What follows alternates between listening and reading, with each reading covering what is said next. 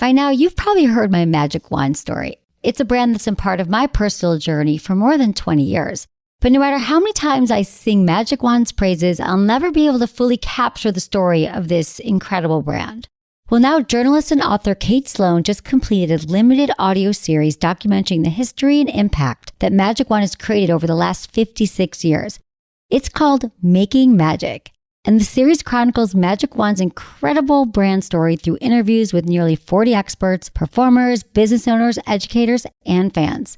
So I got a sneak preview of this series, and what I loved is that Kate weaves together snippets from all their interviews into this amazing story arc. She covers Magic Wand's journey from appliance store massager to its legendary influence on culture and sexual independence, and it's all just fascinating. The first episodes of Making Magic are available now at makingmagicseries.com or on all popular podcast platforms. Just search for Making Magic or visit makingmagicseries.com today. Thanks for listening to Sex with Emily. On today's show, I'm taking your calls and doing what I love, helping you through any sex or relationship question you may have. Topics include what you should be asking your partners to ensure the best sex possible, lubes for even the most sensitive of skin. Yeah, sleepgasms are great, but how do you get some while you're awake, and how to put yourself out there and feel confident doing it. All this and more. Thanks for listening. Look into his eyes. They're the eyes of a man obsessed by sex. Eyes that mock our sacred institutions. Bedroom eyes, they call them in a bygone day. Hey, Emily, you got a boyfriend? Because my man E here, he just got his heart broken. He thinks you're kind of cute. A girl's gotta have her standards. Oh, my. Do women know about shrinkage? Isn't it common knowledge? What do you mean, like laundry? It shrinks? Can we not talk about sex so much? Are you kidding me? Oh my God, it feels so good. Being bad feels pretty good. But you know, Emily's not the kind of girl you just play with. You're listening to Sex with Emily. We're talking about sex, relationships, and everything in between. For more information, go to sexwithemily.com. You can easily subscribe to the podcast, check out our amazing blogs and posts we have going on to help you have better sex. The other thing is, you guys, there's so many ways to listen to podcasts now. You can check it out on Spotify, Google Play, iHeartRadio, of course, iTunes, SoundCloud. There's a lot of different ways. What we love, too, is if you happen to be in iTunes or wherever you're listening, to be honest, so great if you can review it. It just takes a few seconds. Give us 5 stars if you're into that. And tell your friends, too. I love it. We appreciate that so much. It really makes a difference to get the word out there. You can follow us everywhere at Sex with Emily, Instagram, Twitter, and Facebook. And so do that. It's fun. And you guys, today is 9/11, and I just want to kind of mention that. And, you know, I know a lot of people lost loved ones on that day, and it was one of the saddest days I could remember in my lifetime being an American. And I was thinking, I was actually in New York a few weeks ago, and I was there I had a stop over there, and I realized that I saw the memorial for the first time, and they really built a spectacular memorial. I'd never been there, where they rebuilt the World Trade Center and has all the names of everyone who died. And there's like these waterfalls, and it's really a beautiful memorial dedicated towards all the lives that were lost. You know, you never forget where you were when certain things happen. I was actually in New York on 9/11. I was staying at a friend's house in the Village, and she was out of town. I was there with my boyfriend, and we just started hearing all these fire engines going, and it was like 9 a.m, and I was leaving that day to fly back to San Francisco, where I was living. And my friend called me in Chicago, and she said, I know you're staying at Jen's house. Turn on the news, because I was still sleeping, because I think we were out late the night before. And we saw it. We saw the towers go down. We went on the roof. We saw them going down, and the planes fly into them. And then we went on the roof and actually saw the towers fall, like just not very far from where we were staying. I just got chills talking about this. And I just remember that day we ended up staying in New York for another week because we couldn't fly. And I just remember just everyone coming together and helping everybody, and like the environment in New York and just everywhere. We were really about supporting each other, and everyone kind of took a break from all their, pettiness and everything else we worried about. And you realize just how precious our lives are, and how much we can really be there and help. And everyone was just helping everybody. There was people walking up with like soot from the World Trade Center, like the trains weren't running, you couldn't get on the subway, and it was really just a sad day for America and for the world. So I was just thinking about that, and so my heart goes out to people who this day also means something. I think to all of us it really does. It's a memory of appreciating every day that we have, because literally, like I've always heard, like, just live every day like it's your last, and think about the good things and being grateful. And I know it's hard when you're like stuck in traffic or someone pisses you off, but the truth is all we really have is this present moment and the people in our lives. And just, call someone right now when you think about this after the show. Tell me you love them, why you appreciate them. These little words go a long way, and they make you feel better and they make everyone else feel better as well. So just wanted to mention that. And now we're going to go into some sex in the news. And I want to invite my deputy Jamie here. Hi, Jamie. Hello. Hello. Hello. Let's talk about this. Questions to ask your partner for the best sex possible. Okay, I really like this because this is the thing. So I get a lot of press requests every week, meaning journalists contact us and they're like, can you quote, give you some quotes on this? And we say yes to a lot of them. We spend a lot of time here answering press requests because I really enjoy helping you guys and I love doing it in writing form. I love talking about it. But this one was great because I'm all about having better sex. And it was just, they talked to myself and a few other experts. And so let me just break it down for you if you need some reminders. It has some interesting tactics in here you might not have thought of, because I think we all want to get to the point where we are just as satisfied as we can be and our partner's satisfied and we're all celebrating great sex. Exactly. So the first thing I want to say is that we all assume that sex should be amazing and magical every time we have it without saying a word. Like if you got to the point of talking about sex, you should probably just break up, or there's a problem, or why isn't sex always amazing? It should be all the time. And as you know, if you've been listening to the show, great sex takes work and excellent communication. And our partners are not mind readers. We're not mind readers. So the only way we're going to get to it is if we talk about it. So here's sample questions that they had. They talked to myself and a few others, like I said, that could improve your sex life, that you could talk to your partner. Remember, if you ask the questions, you also get to answer the questions. And it's a great way to start the dialogue. So the first one, what turns you on? So that might seem super general, but I think just saying, babe, what really turns you on the most? Will not let you know what they like, but it can keep the conversation where you're like, wow, maybe you didn't know that they got turned on by watching fireworks. Well, you'll make sure that you make the 4th of July a really special event. That's a weird example, but you know what I'm saying? Or you didn't know that sunsets, you would make sunsets part of your thing, or the way you whisper in their ear. You know what I think is actually interesting about this question is I do kind of feel like if you have like close friends, this may be something that you're like, so like, what is a turn on for you? Or something you talk about, but it's not necessarily something you ask your own partner, which I find really interesting. Yeah, exactly. We don't think that, I don't know, we can, or because people don't want to talk about sex, but this made me want to go home and like ask. Yeah, like what turns you on? What does turn you on? I mean, obviously, hopefully your partner says you, but also other things. Right, exactly. Like have them get specific, like, or when was that time you remember being really turned on, or what was it, or that's a good one. Okay, so how about this one? How do you like to be touched? So the reason why I like this is because, I don't know, personally, I've suffered a lot of bad touch. Not because they were mean people or they were wrong. I just didn't know how to tell them that, like, when they're aggressive or when they're, like, not, when they're aggressively touching me, like, I would have loved to tell them, and now I do, obviously, that I like soft, slow feather touches. I most likely am not going to, maybe I want aggression sometimes, but I don't know what other kind of, like, slapping or really aggressive. I don't know. Like, not during sex, but during sex, I might be being warmed up. Yeah, like don't go straight to like being super aggressive, like work your way there. Sometimes you don't even need it. I like aggressiveness, but that's why. Someone might be gentle with me and I'm like, no, be rougher. Right. Exactly. Exactly. They might be like, well, I like how you touch me most of the time. Exactly. It opens up other things. So this doesn't have to just be for being turned on. I was thinking about the light feather touches because I'm like, no, sometimes I would break this out and say, I like when you use your fingertips or you use your mouth to touch me. That feels great. But during sex, I like when you touch me this way. So it can kind of open it up to a lot of different areas of sex. And it's also a great way to set boundaries. Like, I like when you touch big places. Like, I like when you touch me here, but when you touch my stomach, that really makes me uncomfortable. Like, I have friends who are like, they never want their stomach touched. My friend in college, she's like, I just can't stand it. Like, it gives me these tickles and these weird things. And then she'd have anxiety when she was with someone. And it wasn't like she was about her body image. Like, she really just, something about her made her uncomfortable. So it's a good time to like. Ticklish, that's like a real thing because there are some people that just certain parts of the body, they're just like so unbelievably ticklish that like you might accidentally get kicked in the face or something. Right. Exactly. Exactly. Right. Let them know. How do you like to be touched? Where do you be touched? This could go elsewhere. Here's another way to put it, you guys. Another question. What can I do to make you feel good? So think about it. what if you, I mean, now I'm thinking, okay, Jamie, what if I was your boyfriend and I said, what can I do to make you feel good? Okay, this is good.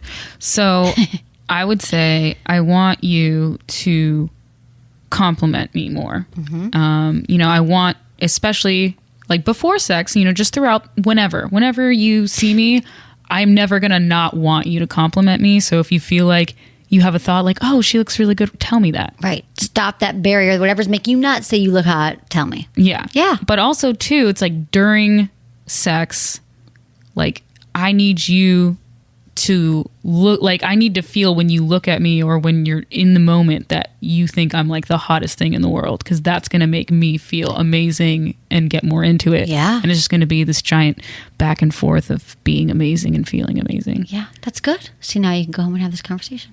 I know. I I should should practice here. You should. I'm just going to like go home and be like, hey babe, and then just play this part. Yeah, it's a good thing. I know, really. You should. Seriously, you should. Yeah, about I like this you? too because I think, well, because what I like about this too, and I will answer your question, is that, because even what makes you feel good, when you said that thing about compliments, it doesn't have to just be about sex. It could be like, I feel really good when you're on time. It turns me on when you make plans for dinner, like that I'm not always thinking about where to go. Even though we're talking about sex, again, this could lead you down a path to know what makes you feel good. God, what makes me feel good?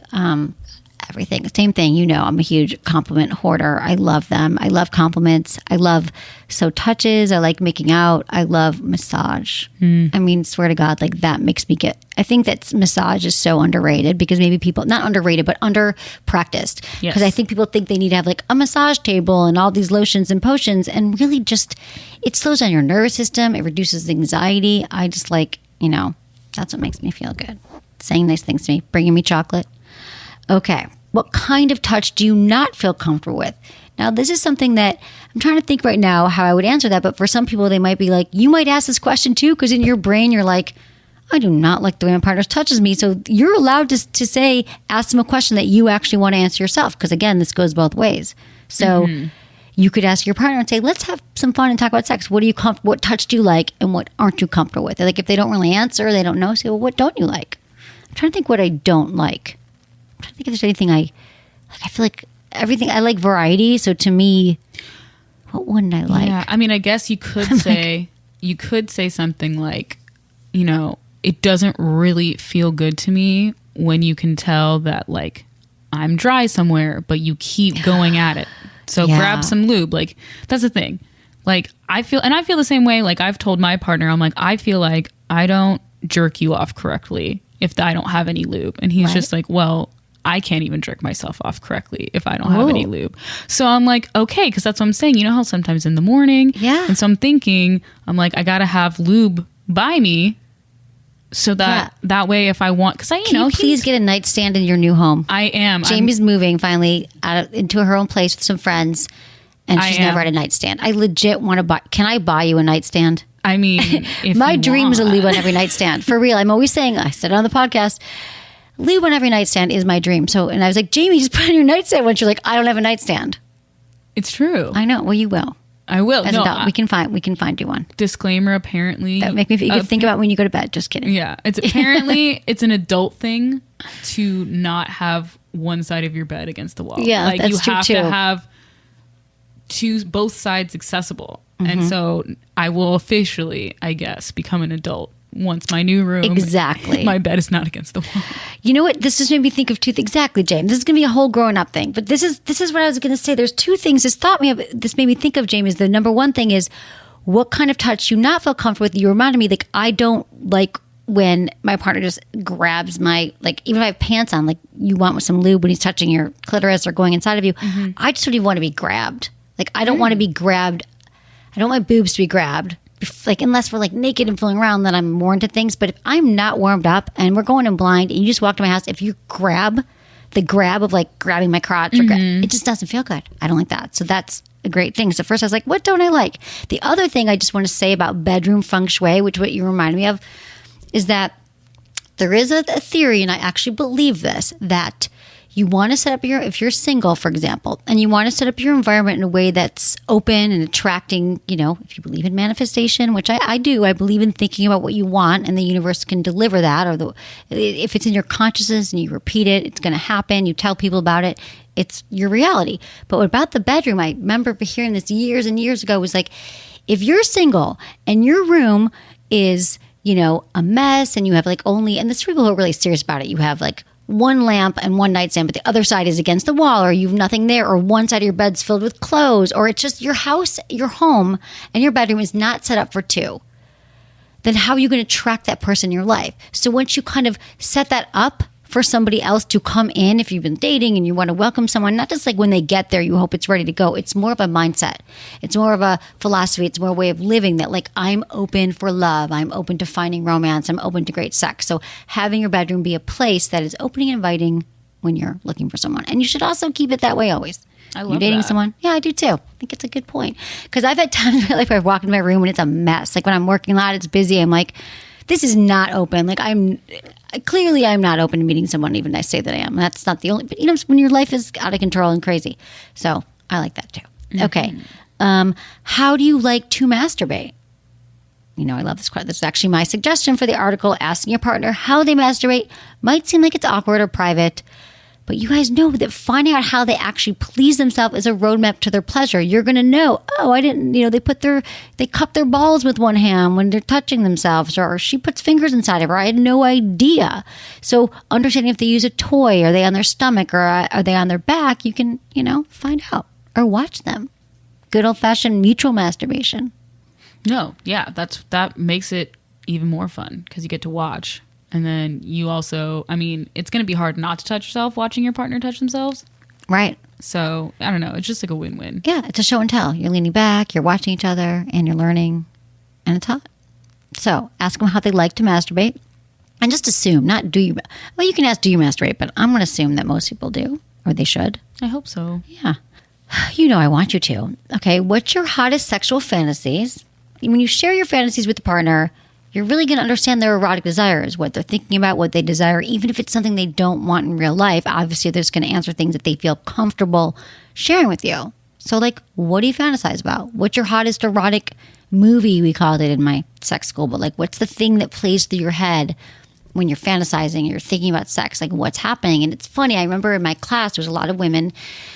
And a lot of women's fantasies were around...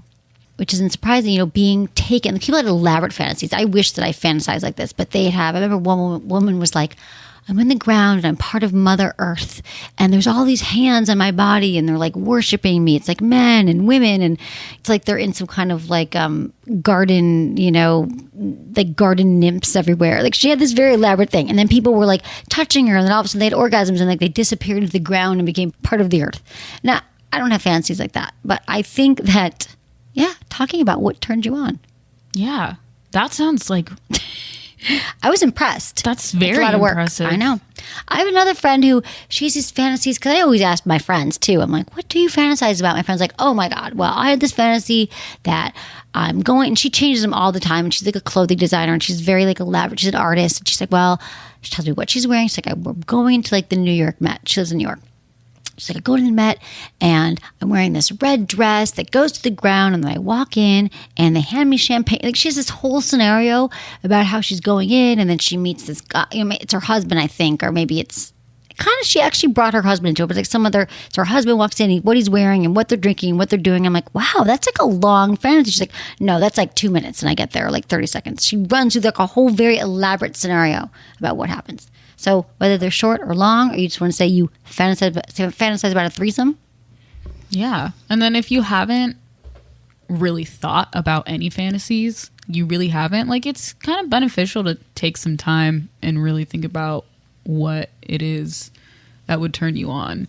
Kind of think of it like free writing. You just put the pen to the paper and just start writing and just not even thinking about it. Try to do that with your fantasies and just see where your mind goes. You might be really surprised what you're into. Exactly. You don't, and feed it things too, because I didn't have, I was late bloomer when it comes to stuff, but I just didn't think about it. I think I was, had a stressful environment growing up, and my brain just shut down to it, but I had to feed it. I had to like start watching erotica and reading books and like getting into this world where I was like, I'm going to feed myself. So you're not broken. Nothing's wrong if you don't have any. So that's a great point, Jamie. Like look for those fantasies, because we all know that having a rich fantasy life is very important to having a healthy sex life.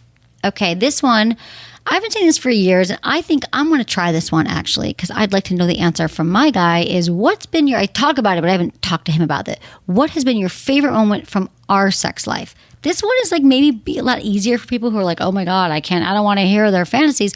But saying like, babe, what's your most memorable night from our sex life? Like memorable moment in our relationship, sexually speaking, what were we doing? Where were we?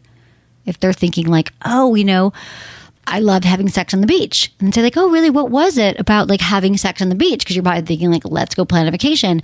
But if they're like, oh, I love it when we almost got caught. Well, then oh, maybe they have fantasies about like having sex outdoors, or they love that feeling of getting caught. So they want to have more outdoor sex, or they want to have more like, I don't know, getting caught in the hotel room. Who knows what people have? I do know, but okay. No, this is a really good one. Because I know what my favorite sex moment from my sex with my partner currently, but I would be really curious to know what his was. I do too. I want to know. I'm definitely going to ask. I'll report back. Please Stay tuned, do. everyone. I think this is good, but because you get so many details. Like I think you'd learn so much because you might not even remember their hottest moment, like what they think is the hottest moment. Right? And then what if it's the same moment, and then you're like, well, why aren't we doing that more? We should do that all the time. Exactly. We find out a lot of information here. Mm-hmm. So another one is, what's something you've always fantasized about doing, but you've never tried? I like this one too, because this is an easier entree here. Like if you don't want to hear about fantasies, but just saying like, specifically, like if these other ones seem more, I don't know, intense for you, just like, what do you fantasize about that you'd like to try? Because then you don't need to, if they're like, oh, I don't know. I feel like I've done everything I can. Have a threesome. If you want to pick up a stranger in a bar, you want to have blindfolded sex, you want to have sex on dress the up like balcony. furries. Sex on the balcony is fun. I've done that on vacation. I love vacation. I mean, I love vacation sex. I talk about it all the time. But it's true. Like a lot of my crazy like things like sex on the balcony, sex outside, it's all on vacations. Because granted it's illegal. I remember having sex like, where were we? Like in the South somewhere on a beach, just like in college, but being on the balcony and being like, oh my God, you can get caught, they can kick us out. Yeah. And then, if you have I was trying to think, I was like, because I have a balcony at my new apartment. Ooh. But I don't want to get kicked out of my new apartment. So. Right. Maybe not day one. Is it facing the other tenants? It's facing the courtyard. However, we're going to put a balcony. It's so fancy. You definitely need a nightstand. And you even need a table that you could even sit on the balcony. Yeah, I'm pretty sure it should be illegal to have a balcony and no nightstand. So exactly. And again, yeah, I like that one just because it's like it's low stakes. Tangible. It's tangible. Here's another one. What part of your body are you the most proud of?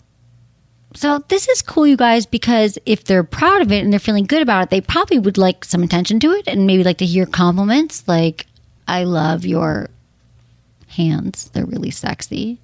Or maybe like, I love the curves on your waist. Exactly. What made you like so...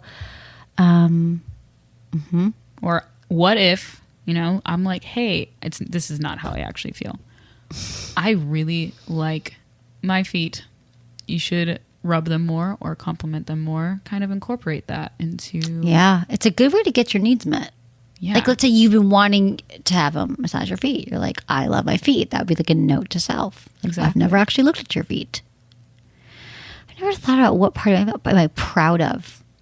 This wasn't my quote here. Yeah. This wasn't my idea, but I like it. Like, I think again, you guys, I'm cool with you being like, I like that one because God damn it, why doesn't my partner ever touch my stomach? Because that really turns me on. Like, it's a good memory, you guys, goes both ways. It's a great way to get both of your needs met. Yeah. So it's okay to ask a question that you're dying to answer as well. That's a great way. Ask a question that you want to let your partner know. Exactly. Because so many times when you ask something, they're going to be like, well, what do you think? And then you get to answer it. Yeah. Yeah. And you still should answer these too. Exactly. What do you think? It goes back. And who knows, you guys? You just ask one of these questions and it could just kind of be that explosive sexual conversation you've been dying to have. Okay, here's another one. If you could be totally selfish, what would a night of bliss look like to you? I like this too. This is a great way to describe a fantasy or what you want. Because then you kind of get deeper into desires and layers. And who knows, on their birthday, if you're thinking like, oh, I want to do something special, maybe you do this. I don't think things are really that crazy. Like, okay, I would think night of bliss. keep thinking about probably be in a hotel somewhere because you just have to worry, like a beautiful hotel with like a tub. I mean, this is very like amazing sheets, great food, massage, toys are all charged and ready to go, lots of lubes. Sounds amazing. I know. I Massage. I want really long massages. I gotta do more massage with my guy. I'm gonna tell him. Do Because it. this is coming every time we do the show. I'm like, oh yeah, I gotta do that, you guys. So I might know a lot of stuff, but I'm human. I'm in a relationship. What would a night of bliss look like to you? I mean, all of that sounded great. I would be Right? totally down for that. When just like a lot of oral sex, like a lot Right, of it, like right. all the time, just like for hours. Right. I mean, with some breaks in between. but you Exactly, know what for I mean. water and stuff. In a nice hotel, in every inch of the hotel. Ooh. So if we haven't done oral there, then we're gonna do it. We're gonna make sure we know all the furnitures, all the bathroom parts. Exactly. Furniture's bathroom, that's good. Because this way, you guys, you're going to know, again, you know their desires, you know what they want, and you could even create some of it at home. Like maybe you don't have the tropical vacation if they mention that, but I think a lot of us think about vacation. It's so good because you're just that way. You don't have your like, I'm not fantasy about anything in my house necessarily, but outside of it. So, yeah, of course, a night of oral. That's another good way to hammer home your agenda. You've not been getting what you needed. I think about you know, slowly. I'm trying to think of the questions people ask the most. Like, oh, my night of bliss, thanks for asking. It would be, you know, I love when you slowly undress me, when we make out for a long time. You know, it just, because I think people rush through kissing when they're in long-term relationships. So reinforce all of that. These are a lot of questions. Okay, here we go. What gets you in the mood the most? So this is similar to like your turn on, but again, these are different phrasing.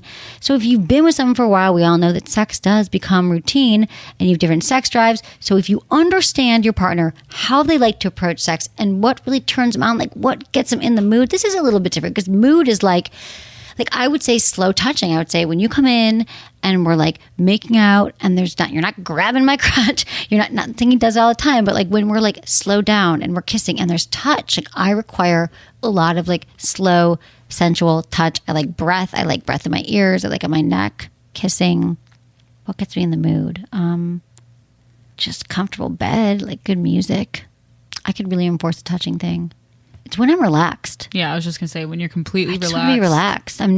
When I'm not relaxed, like think about it. That's why we talk a lot about anxiety and all that. Like you have to chill. Like when we are anxious, we're not going to want to have sex. No laptop or phones around. Exactly. Right. Like looking at Instagram does not turn me on. That turns me off. That's not turning me on. Or working. No. Last one. Are we having sex enough? I mean, I think that could be kind of leading because what if you've never talked about sex with your partner and they're like, no, but or yes? I mean, I think I would also add to this, maybe if you could change one thing about our sex life, what would it be? That's another way to do it. Because it's kind of more practical because I think a lot of couples do deal with mismatched libidos. You want sex more than your partner does. That's really common. So maybe they'll say, you know, are we having enough sex? If they say no, you're like, great, how can we get there? If they say yes, you could say, this is where you could lead to another question.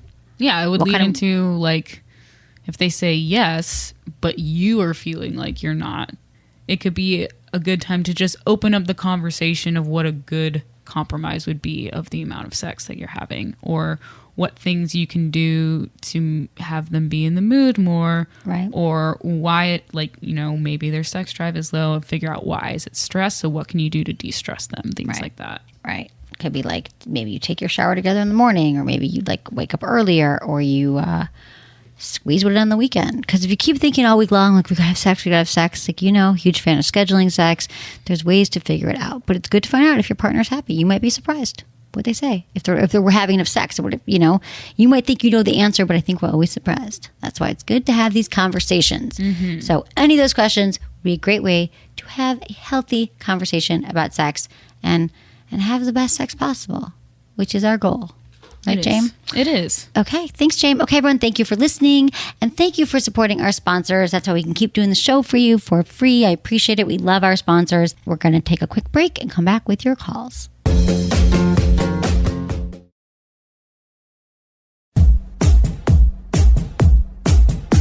Okay, guys, we are on to your questions. This is a call show. I love talking to you guys. It's awesome. If you want a question answered on the show, text Ask Emily, all one word, to 797979. Fill out the short form. Put a yes if you'd like to be called. Or you can go to my website, sexwithemily.com, click the Ask Emily tab. And as always, however you ask your question, include your name, your age, where you live, and how you listen to the show. And always, if you're doing a call show or whatever, we don't care if you change your name. It's fine. We're cool with that. We just want to help you. So thanks so much, you guys.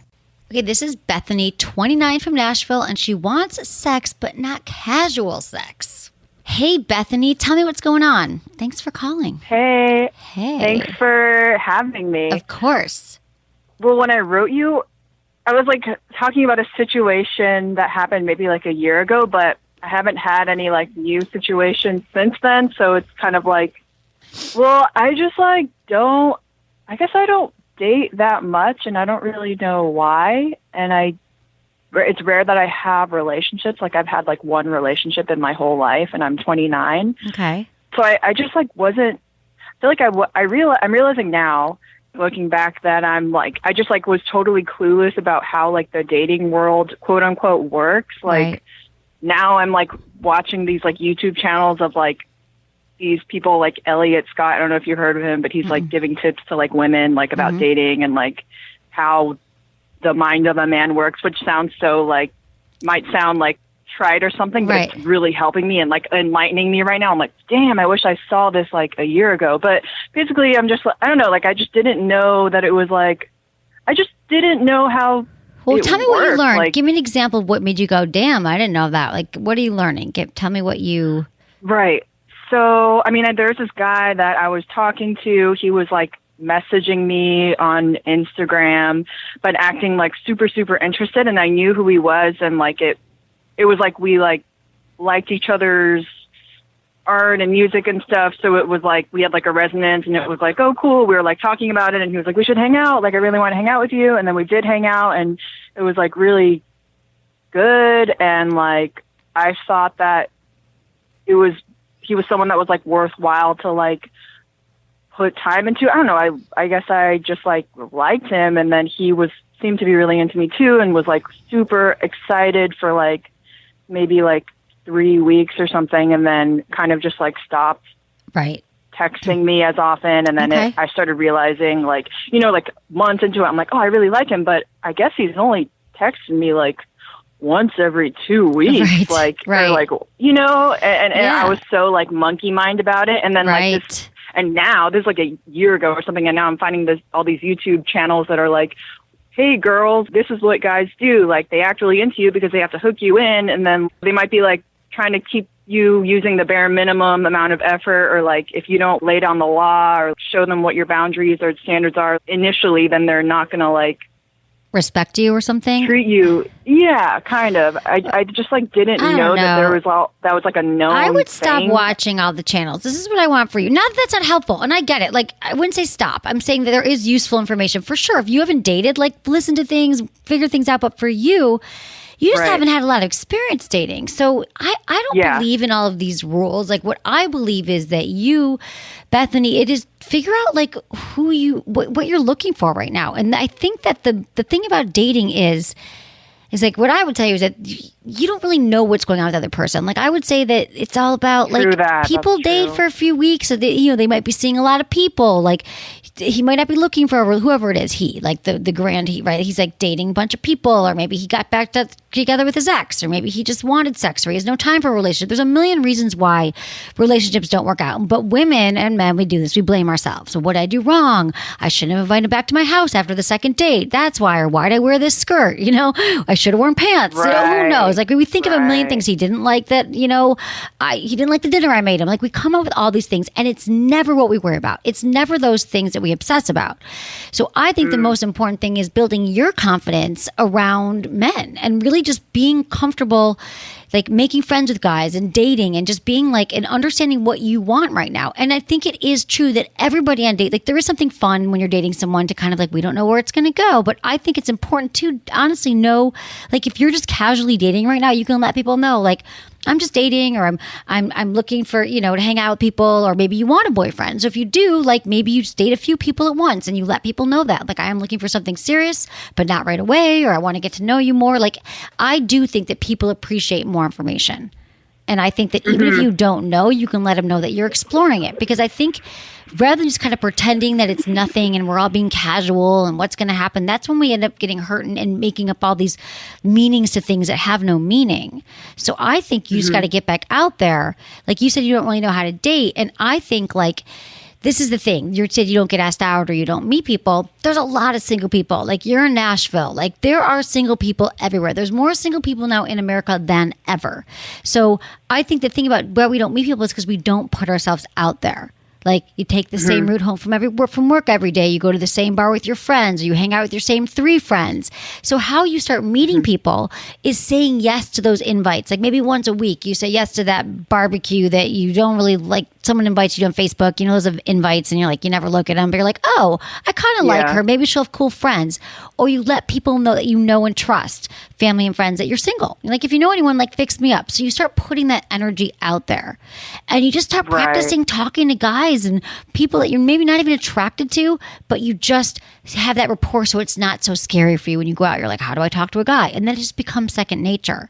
So I would say it's more about you and having confidence in yourself and your work and having a healthy life, having a rich, healthy, full life, I think, and being comfortable in yourself is the way that you start to meet people, because then you're coming from a good, solid place, and then you'll be attracting people who are like-minded. Rather than being like, it's a date, what does it mean? You know what I'm saying? This way, it's sort of part of what you're doing right now. You're working, you're seeing your friends, you're working out, you're doing all these other things, and that's a part of it. It's not become your singular focus, because then dating happens as part of a lifestyle. Does that make sense? Right. Yeah. That makes sense. So yeah, I mean, I think, do you have any other like questions around that? Because I feel like I'm trying to get your question, because you said you're not that comfortable like dating.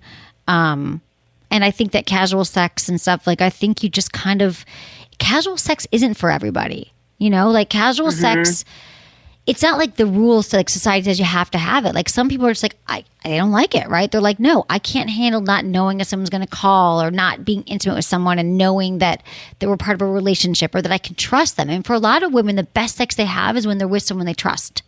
And they know they're going to see him, or you're comfortable. But when we're not comfortable, or it's new, we feel pressured, that's not when we have the best sex. So you might be someone who right now needs to know somebody. Like, you want to feel like you've gone out, you've had some experiences, and then you feel safe. And then you might even have casual sex and be like, it's still not for me. Or you might learn. Like, I've gone through ebbs and flows in my life where I'm into casual sex and then I'm not, and then I'm in a relationship. But, it just ebbs and flows. So right now, I would say maybe you don't even really know what works for you. So I would practice dating, or saying yes to people that you wouldn't, they call it duty dating, but like saying yes to people that you wouldn't normally say yes to. Finding who your type is, finding what you like doing with a guy. So kind of start from that place rather than making it about sex. Damn. Yeah. Damn, right? Like, just do you have like, do you go out a lot? Do you do things that what do you like doing?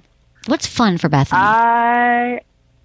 I just moved here to this new city. Okay. I'm just like working a lot. And then my coworker like invited me to a show she's performing at tonight. Yeah. And I was like, damn, I don't know if I'm going to go. And then when you were saying that, I was like, damn, maybe I should. I'm telling you, I'm telling you, you should go. Because whenever I've not wanted to go to something just because I'm tired and I'm home from work, and I make myself go, like, I've been in periods of life where, and they come and go, where I'm like, no, I got to be more social. So if you said you were going to go, just go. And I feel like 99% of the time, I do not regret going out. Like, I'm just like, I'm glad I went. You might meet some really cool friends. You just moved to a new city. So it's kind of exciting. Like, you're probably looking for female friends, male friends, everything. So these are the experiences where you meet people. Yes, you can use the apps and all that, but I think actually being comfortable in the new town, and it's exciting. Like, it's exciting to move to a city in your 20s where you don't know anybody. Like, I did that, and it was like the most time. Like, I look back on that, and I'm like, how you get to reinvent yourself. You get to, like, where you're at in your life right now. So I would kind of, like I said, work on developing a really rich life right now. Like, a healthy life, surrounded by good people, and it's just going to happen for you. Because you don't have any problems, It's not real problems. It's an exciting time in your life. So I think go to the show tonight, have a good time, talk to people, make yourself. Like, if you're like, I'm just going to sit here, just like, I'm going to go say hi. And that's when you get those charges. Like, that's the connection. Like, that's what life's about. Those real moments with people, not swiping through apps. Yeah. That's a good supplement, but real life experiences are good for you.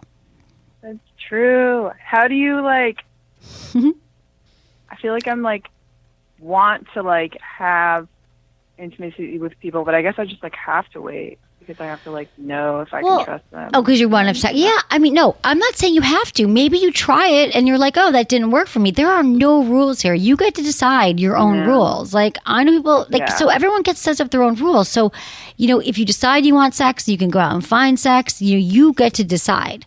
Like, some people are like, I just had sex and I get to, because when we get to decide, like, you can decide if you don't want to call someone as well. So I think just meet that person, and then in the moment you can decide, what do I want? Not the other way around. You know what I'm saying? Like, there's some people who are like, I've been having casual sex for 2 years and it doesn't feel good. I'm like, okay, here's your practice. Go out with someone and don't sleep with them for a month, right? But you're not in that position right now. I don't know what you're like, Bethany. I don't know. So you might not know either. So you might find someone in the next few days you like and you want to go out with them again, and maybe this weekend you guys will make out. Who knows? So I don't think you should be so hard on yourself. I think you should just trust your gut and your feelings and check in with yourself. How does it feel? And like, yeah, I think it's probably better to take things slow and get to know someone. But, you know, if you don't, just and you sleep with someone, see how that makes you feel. You never know. A lot of things work for everybody. But what I'm saying for you is we don't know yet. So just keep checking in with yourself and just go out and meet some people. It's a great way to meet. I've met a lot of my guys, a lot of people I've dated are through other friends and shared experiences. Definitely. I mean, yeah. Okay. I guess my, like, I'm like, like with the person that I was talking about earlier, like it did feel like super right. And then I ended up being like, let me tell you why I wasn't right. I'm going to tell you this and then I have to let you go. Let me tell you why I wasn't right. Because you were new at dating. You said he was dating you, texting you every 2 weeks. So for a lot of people, that wouldn't feel right. I'd be like, where'd you go? Like 2 weeks? Like to me, it's like, you know, like you want to talk more often. So there probably were signs there. Like when you were with him, it was probably great. But then, you know, maybe you got busy in your life. But I would say there were probably signs that it wasn't perfect in the sense of like, there were signs that he was seeing other people or that was going to drop off. You know what I'm saying? So let that experience go from a year ago, because it sounds like we tend to hang on to our last experience. That was the most intense. So let's let that go. You're new Bethany in a new city. Go out tonight. I think you're way in your head about this. And I just want you to go out and have fun, make new friends, figure out where you love to go. People love meeting new people. Like it's so fun. You know, you're just bringing yourself to the table and you're going to start to like meet new people and have new experiences, and then everything else is going to follow. So don't trip on this last guy and what it meant. People are doing a whole bunch of different things right now when you meet them. You never know. So I don't think that means anything. Okay? You got this, Bethany. Just go out and figure out who you are. Okay? I will. Thank you, Emily. Yes, you're so welcome, Bethany. Let me know how it goes. You got this. Have fun tonight. you. Go out, okay? Leave your house now. Okay? Oh my God, yeah, I'm going Just go shower, get out the door. You'll be so happy, I promise you. Have a good night. Thank you, Emily. Okay, bye. You're so welcome, sweetie. You got this. Have a good night. Bye. I wanted to get to the bottom of that because I knew that like we're holding on to things and we're so in our heads. But I'm telling you guys, just getting out there, letting people know you're single. It's not that like people don't like you or you're broken. I just think that's how you meet people, is being involved, having a rich life. Like, and what I mean by that is like doing things outside of work. We're all tired at the end of the day. It's so much easier to go home and watch TV than it is to go out and meet people. But I'm telling you, once you do it and once you start to say once a week, I'm going to have this experience, I promise you that's how you build your social circle. That's how you're going to meet people you're into. And that's what people find attractive too, is people who have a lot going on in a real genuine way, not in like a fake way. Like you got to build yourself up, but like people who love life are attracting people who also love life and are attracted to that energy. So be the person you want to find. Okay, we have Matt. He's 30 from New Zealand, and his girlfriend is stressed and hasn't had sex in a while. Hey, Matt in New Zealand. I'm so glad you called. Hey, Emily. Hey. Nice to hear you, and nice to be on the show. I'm so glad you're here. Like, so many listeners in New Zealand and Australia. It's awesome. I love that we get to talk, and I can help you. So tell me what's going on. Yeah, me and my girlfriend, we've been together for a couple of years now. It's always been pretty great, but I guess in the last sort of 8 months or so, she's gone through a bit of a change. You know, her father was a little bit sick for a bit. She got made redundant. we moved cities, so it's just a bit stressful for her. And she actually expressed to me that her, the sex life is the thing that goes first, I guess, when she's super stressed. Oh, okay. Right. That makes sense. Yeah. Okay. So that makes sense too. It's true though. When we're stressed and anxious about money and job we lose our sex drive. Exactly. And I remember you saying that as well. And so I didn't really want to, pressure her into anything or, yeah. So this just happened in the last few months? She's not really into sex, or how long? I reckon probably, it'll be coming up probably 6 months or so. So it feels like a long time. Yeah, no, and that is a long like, time. How you kind of almost forget about how to initiate it, right? Or, figure out if they're interested, or things like that. Right. Does she is she feeling better now though, or is she still stressed out? Is she still in does she seem depressed, or is she anxious, or? She has said to me that she deals with a bit of anxiety, and I feel like it's getting better. I do feel like it's starting to slowly get better, but I think she's definitely going in and out of a bit of anxiety. And have you guys talked about it? Have you talked to her about this at all and said you really care about her and you want to make sure you guys can, be intimate again? Yes. Yeah. Not as much as we probably should, but we definitely have talked about it. We are quite open, and we do talk about this sort of stuff every now and then, but life kind of gets in the way and all that kind of thing. Yeah. Well, so I was just wondering kind of other ways to I think you got to talk. See if she's interested or not. Well, how did you used to do in the past? Like when you guys first, I guess in the very early stages, we all just want to have sex all the time in the early stage of a relationship, right? Yeah. Like there's no question, right? Yeah. Like you walk in the door and your clothes are off in 2 minutes. I get that. But right now, do you know what used to? Because I'll answer this question, but I also think that it's going to go back to talking. So, but are there things were there certain foreplay? Like, does she like massage? Like, have a foot massage at the end of the day, or like when you bring home dinner, or does she like going out? Like, have you guys had dinner lately, or have you gone to movies, or you know what I mean? Are there things that you guys have fun together doing? Because when you're at home and you're doing the same things, that can get kind of routine. True. Yeah, that's very true. She loves a good massage, and I know she's mentioned in the past, like she's quite used to being like quite, I think she really loves the obviously all women love a bit of foreplay, but she likes the heaps of touch and loves to introduce feathers and try, and I think she's used to being the kind of more dominant one in the bedroom. She's more dominant. I think so. Okay. Yeah, she's told me this. So I haven't actually experienced this, but I've heard her talk about it, and she's sort of said to me that she doesn't know how I would, I guess, react to it, or I think she maybe wants more from me. I guess, like in terms of reaction and seeing a bit of. Things like that, yeah. Yeah, no, Matt, this is all okay. This is great information. So it sounds to me like this is what you need to do, is that you got to just have a conversation. Like you got to say, babe, I love you.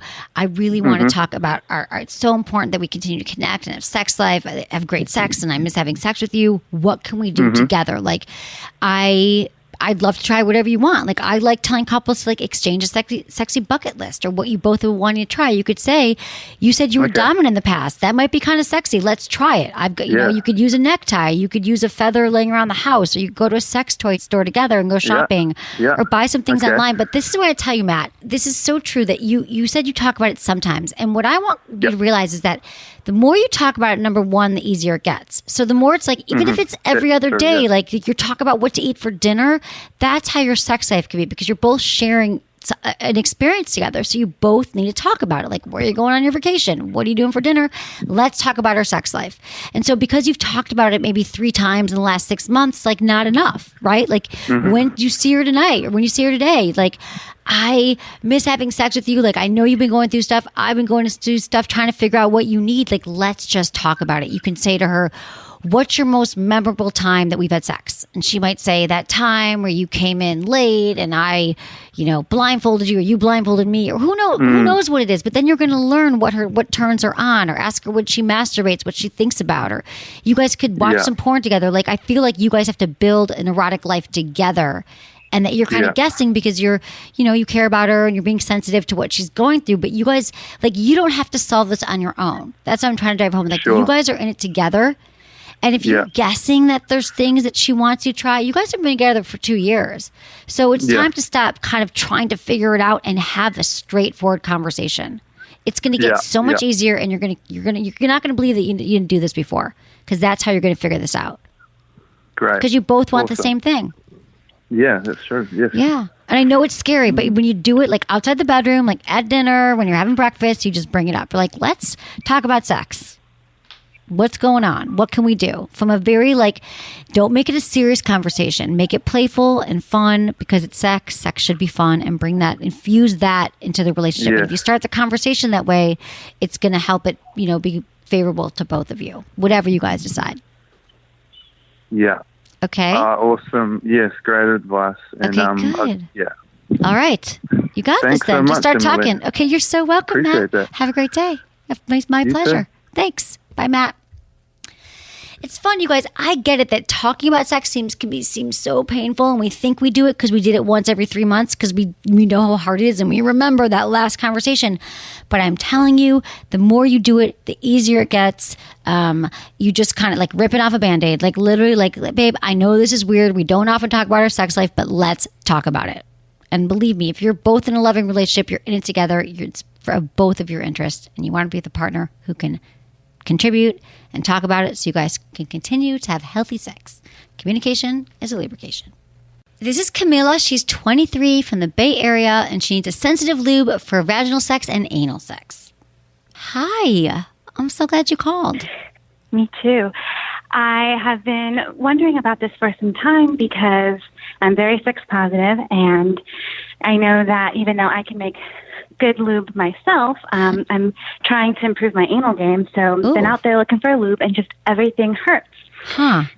Okay. Yeah. So no matter how does it hurt? Like, are you having or a lot of it? Tell me how does it hurt? Explain to me the hurt.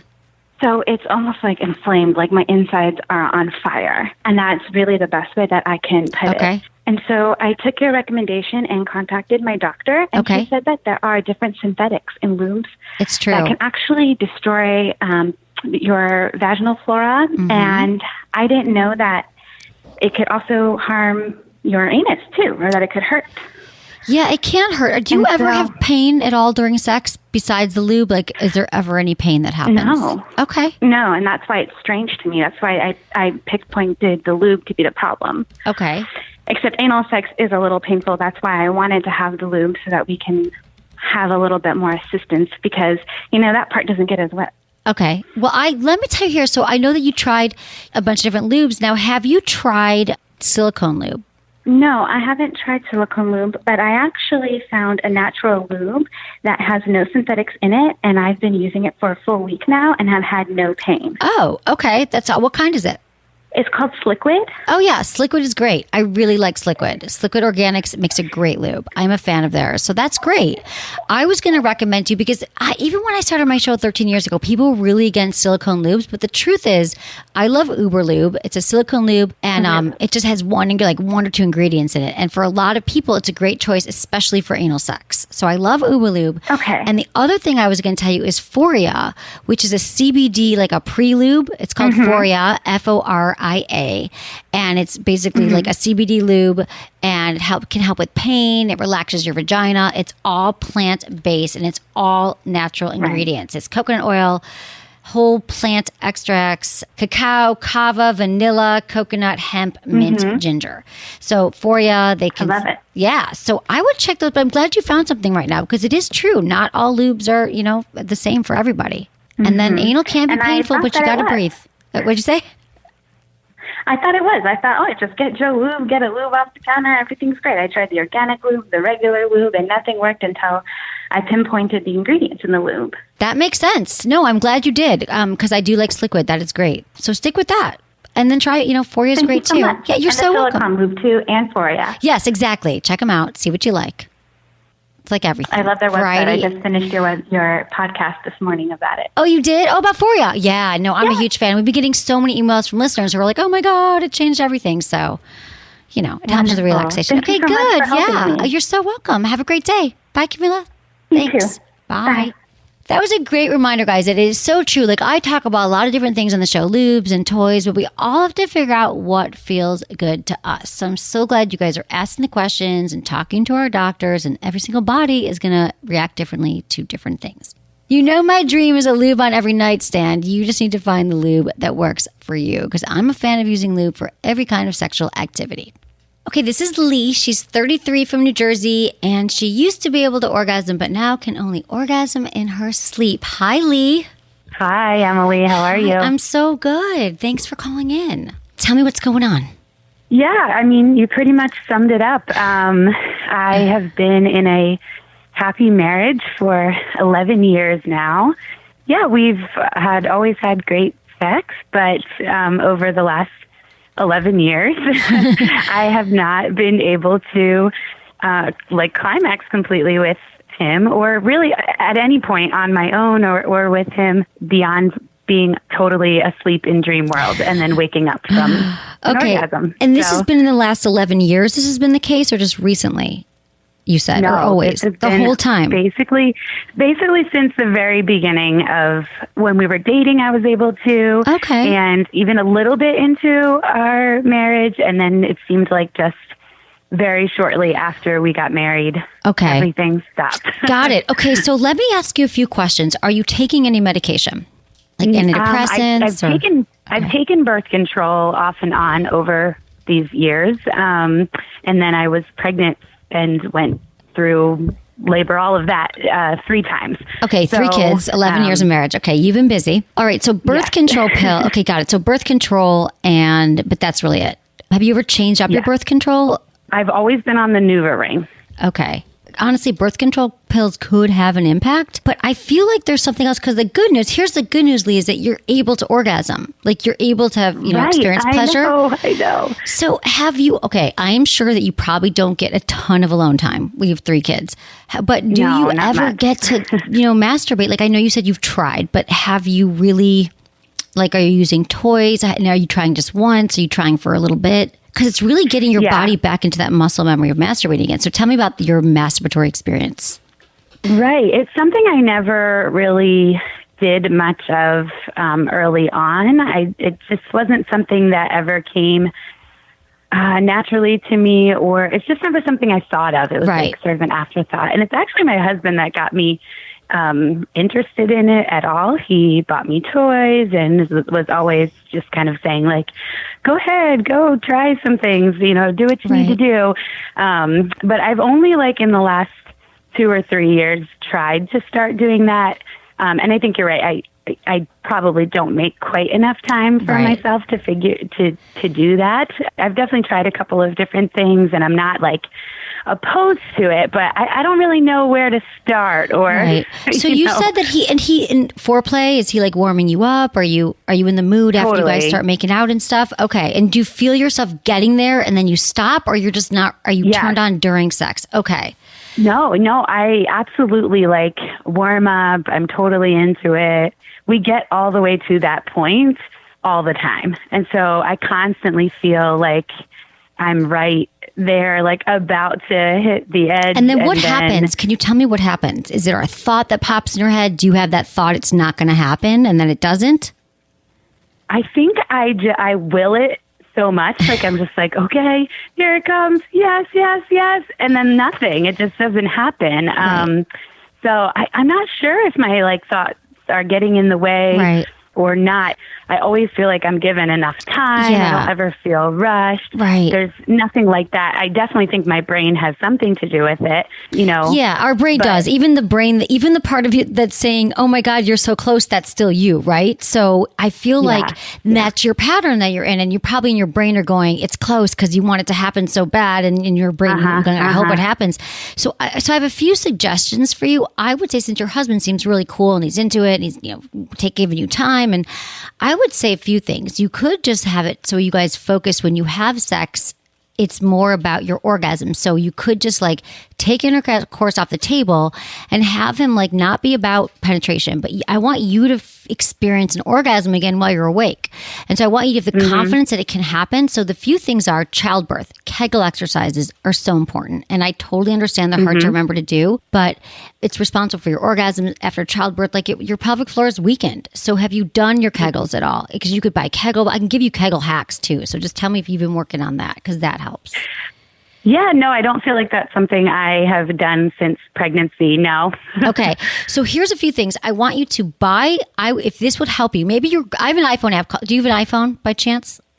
No, I don't. Okay. Because it's an iPhone app called Kegel Camp, but other people make Kegel apps. So but the other thing is I would tell you to buy, do you work out at all?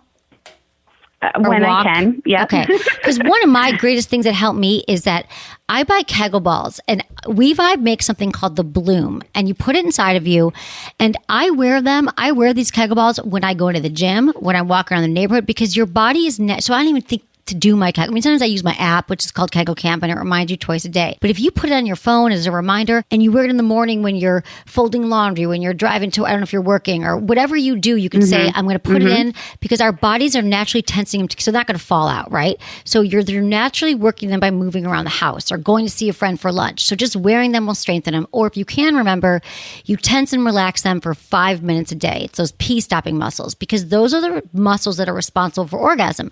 So after 3 kids and you're young, you're 33 years old, I mean, your pelvic floor just might be weakened. And the thing is, we draw more attention to that area. When you do your Kegels, you have to breathe. So my one step is strengthening. These are what you have to do on your own. Do your Kegels. If you do it like 4 times a week, 5 minutes a day, I'm telling you, in a month, you're going to feel so much stronger. And those are the same muscles that you tense and relax, or you flex when you're having orgasm, or you want to get more turned on. So that'll help. And then also, if you're not going to masturbate on your own, it's just not your thing, you're busy, next time you have sex, have it be about your orgasm. So he's going down on you. Maybe you're using a toy again. Do you have a good clitoral toy that you like using? Honestly, I'm just like unfamiliar with a lot of things. I just have two good vibrators. One that's kind of like super strong and intense, and then one that's like kind of really soft and I would try the soft one and then build up. Okay, so I would try the soft one, and I would use lube. First of all, lube, so important. You have to use lube, because we just don't get lubricated as much. And use some lube. Have him use the toy on you, or you could guide his hand.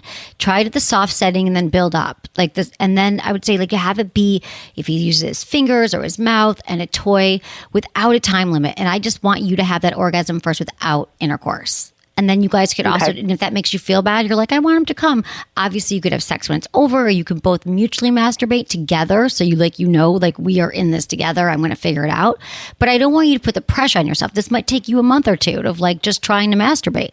But I feel like I want to bring this back. If it's been 11 years, since it's happened, I mean, here's all the good news. You're having sexual thoughts. You're having orgasms when you're sleeping. You know that you can have orgasms because you had them before you got married, or when you started dating, and before you had kids. So really, it's like muscles you haven't used. It's like rebuilding this sexual response and feeling into your body again. And I really think my number one thing is breathing, like deep breathing when you're having. Don't hold your breath. So breathe into it. Yeah. And every time you start thinking, oh, here it comes, or is it not coming, go back to your breath, like in and it's going to take practice, because our mind just take over. So I think it's about relaxing, taking baths, getting yourself ready for sex. So watching porn, even taking a bath and feeling good in your body, and having prep where the door's locked, you're lighting candles.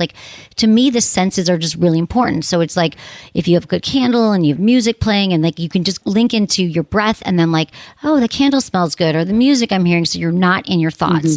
Because the second we start paying attention to everything we're sensing, we can't be thinking. Because I believe it's in your head and there's nothing wrong with you. How's that? So that's a good news. I don't think there's anything wrong with it. It's just definitely something definitely off with, and with having kids and a full-time job and all of that. It's a lot to manage. Honey, I don't know how people really full-time job and 3 kids and your sex life. So wear them to work then. Like, I know that seems silly. No one has to know, but there's a lot of different Kegel balls online. You can try them out. But for me, they're like weights. No, it's like wearing a tampon. Yeah, not, like, I've never even heard of those. It's not, I'm going to do some Googling right Check after them out. Like, there's some good brands that make them. You can see, like, they're weighted. And it just became like a ritual. And you wear them for like an hour or 2 at work. You take them out, you put them in a plastic bag. Like, no one needs to know, but just the act of wearing them. So I think breathing, Kegels, taking the pressure off yourself using lube, and telling your husband that what we talked about and have him get on board with this, because he wants you to have pleasure as much as I do and as much as you do. Yeah, oh, totally. He's more on board than I am most of the time. So but he's the one getting me more interested in improving things. So that's good. I love it. Well, just think about this. I love that you called out. It's really good self-care, and you're going to get there. So it's important. And once you get there, it's going to be a lot easier. Let me know what happens. Yeah. Bye, Lee. Have a good day. Thanks for calling. Thanks. Bye. I love these questions about women and orgasm, because I think we can all relate. Many women can relate to the fact that when we don't have a lot of sex or we're not masturbating, it can take a little while to get back into the game. Just like working out, adopting a healthier lifestyle, eating healthy, bringing your lunch to work. I mean, all these little things are little micro habits, working out. And so the same thing goes for your sex life. So taking the pressure off yourself, and the more that we masturbate, the more we're going to want to masturbate. It's true. Your orgasms are there. The elusive orgasm is real, but masturbation and breathing is the key to getting you back. That was fun. Do you guys love the call shows as much as I do? I just love talking to you guys. It's so fun. It's like we're all in this together. So thanks everyone for listening and for being here and telling your friends about the show and supporting the show. And thanks to my amazing team, Ken, Sarah, producer, Jamie, and Michael. Was it good for you? Email me, feedback@sexwithemily.com.